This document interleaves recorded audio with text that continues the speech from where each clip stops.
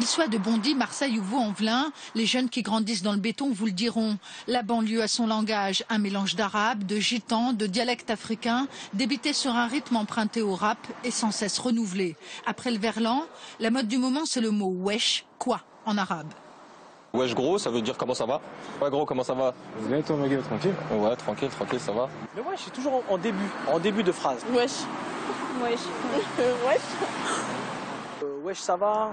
Wesh qu'est-ce que tu racontes? Wesh, ceux qui parlent le verlan et ceux qui parlent le bon français. Tout le monde comprend ces petits dialectes, donc ça fait plaisir à tout le monde. Ça fait plaisir, mais quand on doit chercher un boulot... C'est là le problème, c'est qu'il y en a tout de suite, quand ils entendent wesh monsieur, bon ça se dit pas, on va dans un truc, on le dit pas, le wesh monsieur je cherche du taf, ça n'existe pas. En tout cas dans l'entreprise, ça ne passe pas. Cette société basée à Saint-Ouen dans le nord de Paris embauche des téléconseillers. Leur objectif, vendre en quelques minutes et par téléphone des grilles d'euros millions.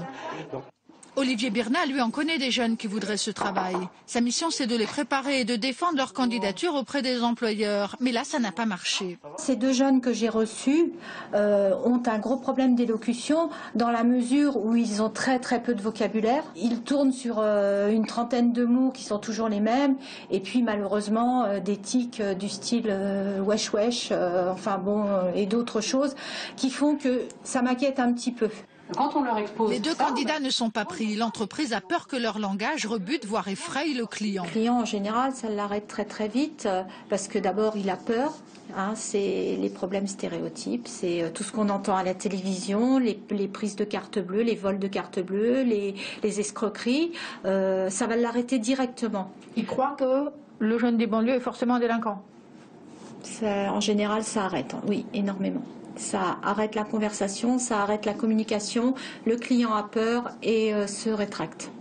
Se voir refuser un emploi pour un problème d'élocution, ces trois jeunes gens ont connu ça. Mais ils ont accepté de travailler sur leur langage.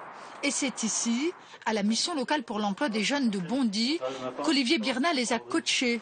Cet ancien commercial connaît bien les recruteurs, leurs attentes et leurs codes.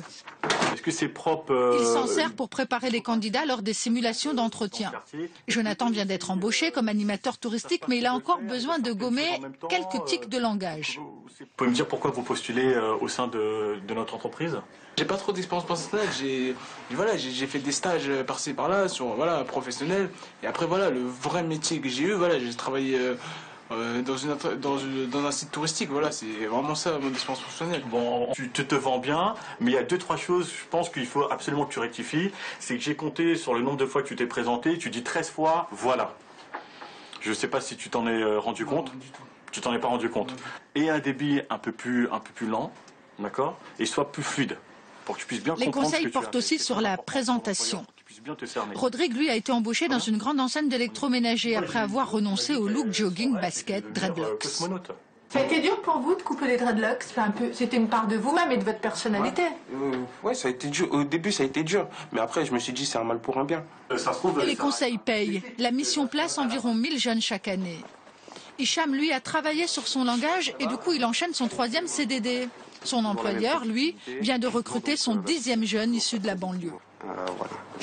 Est-ce que c'est bon? Quand ils ont l'opportunité de mettre les pieds dans l'entreprise, justement, moi je pense qu'ils se défoncent davantage que quelqu'un qui vient d'un autre quartier.